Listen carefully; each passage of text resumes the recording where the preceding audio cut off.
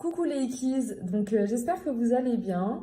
Aujourd'hui, le but de la vidéo est d'apprendre donc à décoder un diagramme au crochet. Donc oui, un patron, à savoir qu'un patron, je vous ai fait un article là-dessus sur mon blog, je vous mets le lien juste en dessous. Un patron, il peut être décrit de trois manières. Donc soit on a un truc comme ceci, donc un diagramme au crochet, composé donc des symboles. Soit on a un texte hyper détaillé, donc un texte où on vous dit réaliser tant de mailles, piquer dans la quatrième, effectuer une bride. Ou soit on aura quelque chose, ce sera plus des annotations, où il y aura écrit rang 1, 2 points, 1 ml, 2 ms, ce sera en fait juste une liste d'abréviations.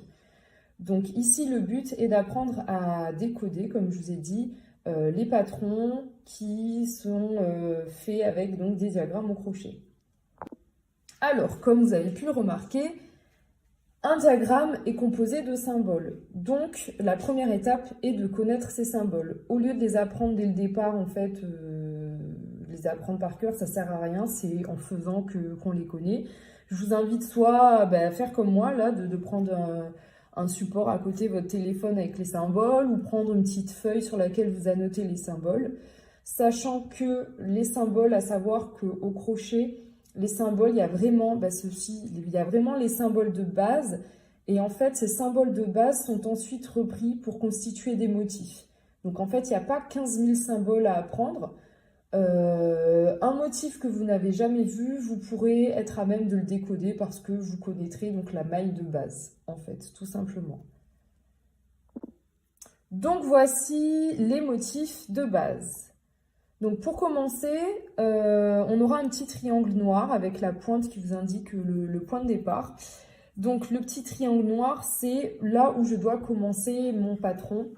Il n'est pas forcément indiqué sur les patrons, sur les diagrammes, c'est surtout, ça dépend en fait qui a fait on va dire le diagramme, mais c'est surtout dans les réalisations un petit peu compliquées en fait, où vraiment on vous met le point de départ et on vous met donc un triangle vide, c'est la fin. Ensuite, donc dans l'ordre, on a le petit rond noir, donc soit il a une forme de rond, ou soit on lui donne une forme de maille comme ça, toujours remplie de noir. Donc le petit rond noir, c'est la maille coulée. Une maille comme celle-ci, donc un rond comme celui-ci, c'est la maille en l'air. Et si j'en fais plusieurs, j'obtiens donc une chaîne ou une chaînette. Ensuite, donc, on a la maille serrée. Donc c'est une croix, soit elle sera dans ce sens, ou soit elle sera dans l'autre sens et ça formera un X. À côté, je vous ai mis les augmentations, on verra ça plus tard. Dans l'ordre, comme vous voyez, en fait, plus je descends et plus la taille augmente. C'est parce qu'une maille serrée est plus petite qu'une demi-bride, qui est plus petite qu'une bride, et ainsi de suite. Donc, la maille suivante, c'est une demi-bride qui ressemble à un T. Donc, en fait, pourquoi c'est comme ça? C'est parce que justement, on veut montrer qu'il y a un petit peu plus de hauteur. D'accord? Ensuite, on a la bride qui peut être un petit peu plus longue si on respecte vraiment dans le schéma. En fait, on ne va pas s'amuser à mesurer les centimètres. Mais normalement, visuellement, elle est un petit peu plus longue. Ça ne transparaît pas forcément. Et du coup, pour la distinguer, il y a un petit trait. Et après, ainsi de suite, elles sont de plus en plus grandes, de plus en plus hautes. 2 traits double bride, 3 traits triple bride, etc., etc. Ensuite, vous avez un truc comme ceci, donc 2 cercles entrelacés, ou soit vous aurez juste un rond, donc c'est un cercle magique. Pareil, je vous laisse aller regarder ma vidéo sur les bases du crochet où je reprends toutes ces mailles-là, dont le cercle magique. Et ensuite, on a tout ce qui est augmentation et diminution. Je fais un petit rappel, mais c'est également dans ma vidéo sur les bases du crochet, la vidéo base du crochet numéro 2. Une augmentation, ça consiste en quoi? Ça consiste en fait à ce que je pique sur mon rang précédent. Donc là, ici, je pique dans une maille. Et sur le rang suivant, je me retrouve avec 2 mailles. Donc ici, comment on fait? On a piqué 2 fois dans le même trou, en faisant une maille serrée à chaque fois. Ici, une demi-bride, une bride, les autres, c'est pareil. Et la diminution, comment on procède? Bon, là, je vous donne la version théorique, mais c'est un petit peu plus particulier pour une diminution. Mais la théorie, donc c'est la même, c'est que de 2 mailles de mon rang précédent, j'en arrive plus qu'à une. Et ça, je peux le faire avec donc une diminution donc, de mailles serrées, de demi-brides, de brides, etc. Donc voilà pour les schémas et je vous invite, comme je vous dis, à soit télécharger sur mon blog, faire une capture d'écran ou comme je vous ai dit, ça c'est sur mon Pinterest.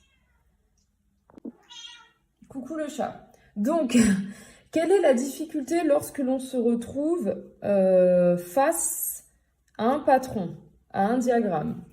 Je pense que vous n'êtes pas bête et que vous savez lire, ou du moins que vous savez décoder les symboles.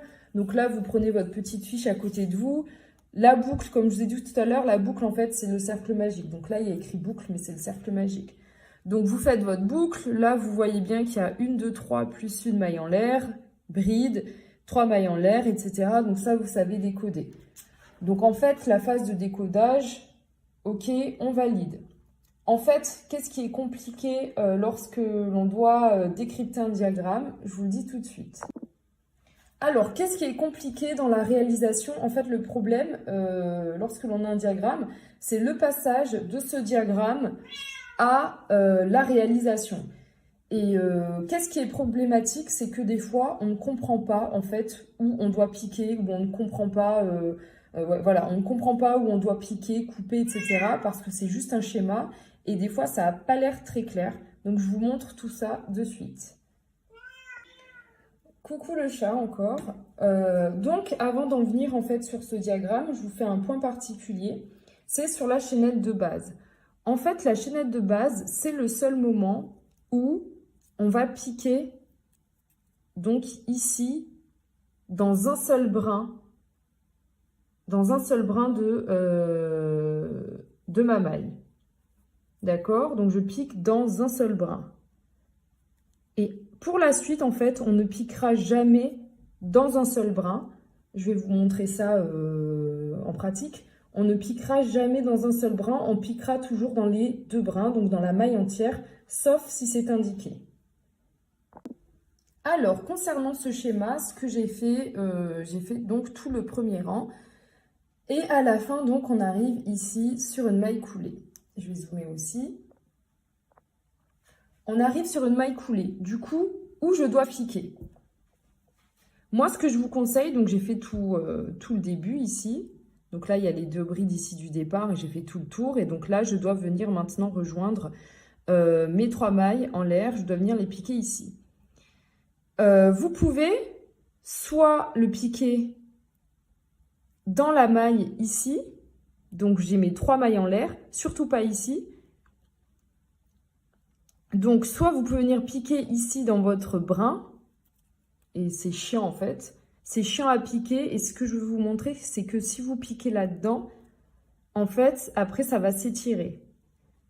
Donc la normalité voudrait que l'on prenne, en fait, que l'on pique là-dedans.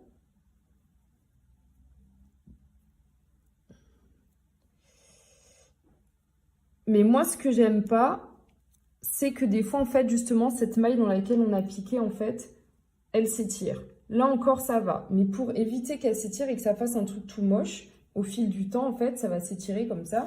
Pour éviter ça, ce que je vous conseille, regardez en fait la maille comme elle est écartée, c'est de ne pas piquer dans la maille, mais dans le trou formé. Donc du coup, ici, au lieu de piquer dans le 1, 2, 3, non, je viens piquer ici dans le trou. Je fais ma maille coulée. Donc voilà où piquer, et là, j'obtiens mon rendu final. Ok. On arrive sur un autre point particulier. Autre point particulier ici sur ce schéma, vous pouvez voir qu'ici, donc on a fini notre premier rang en faisant une maille coulée. Et au lieu d'enchaîner directement sur la suite, on voit qu'ici, on a un autre point noir qui repart donc sur 3 autres donc, mailles en l'air. En fait, qu'est-ce que ça veut dire là, cette étape? Ça veut dire que ici, moi, j'arrête mon travail. Donc, j'ai fait ma maille coulée. Je refais une autre, du moins, je prends le fil, je le passe dans la boucle. Je ferme mon travail, je coupe. J'avais déjà coupé le fil pour ma part. D'accord? Ici, ce que l'on veut, en fait, ce que le schéma nous montre, c'est que maintenant, je prends un nouveau fil et je viens piquer dans cette maille-là pour repartir sur 3 mailles en l'air. Donc maintenant, nous nous retrouvons au rang 2. Le rang 2, en fait, donc on a ici coupé le fil et en fait, faut s'attacher au niveau de cette maille. Mais où doit-on s'attacher? Donc comme je vous ai dit tout à l'heure pour la présentation, je viens pas en fait me piquer dans le brin de la bride, non, je viens dans le trou. Et là, je ramène donc mon fil et je fais donc une maille coulée.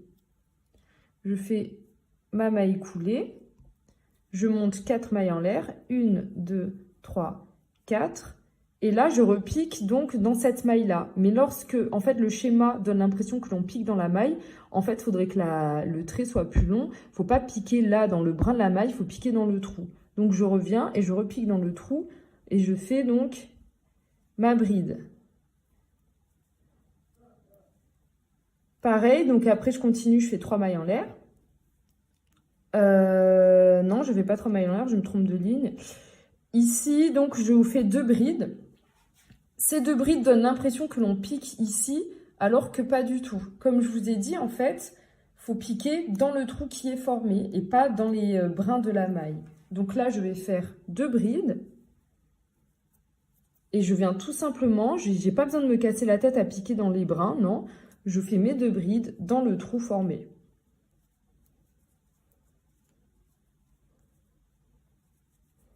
Après, j'ai 5 mailles en l'air. Et je continue à faire donc encore 2 brides. Et toujours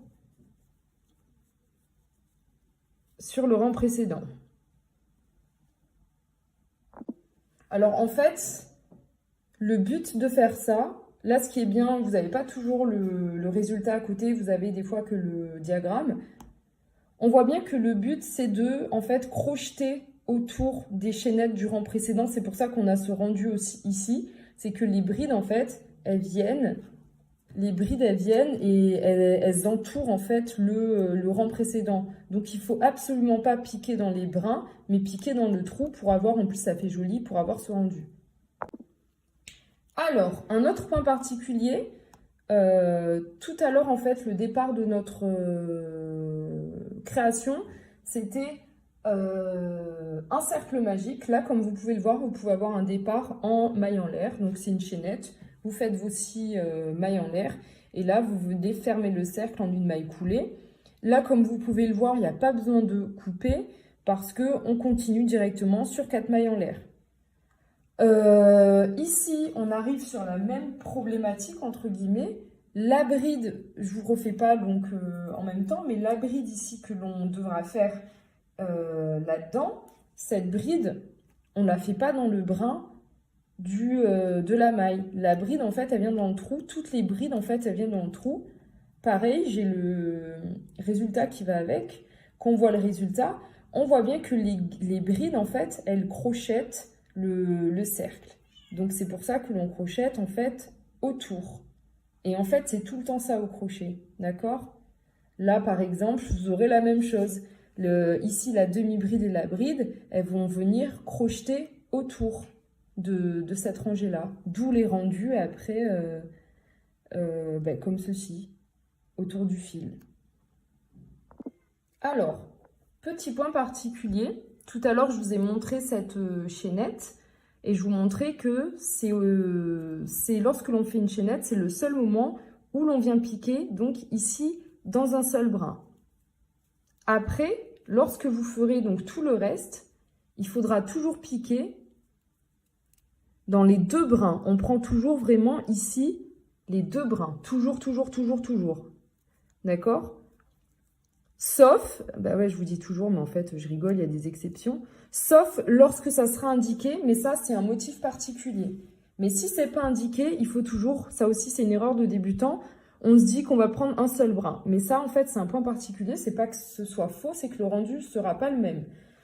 Donc ça, ce sont d'autres motifs que je n'ai pas mis dans les motifs de base, parce que ce ne sont pas des motifs de base, mais effectivement, il y a des motifs où on vous dira de soit piquer uniquement dans le brin qui est à l'arrière, ou soit de piquer uniquement dans le brin qu'il y a ici à l'avant.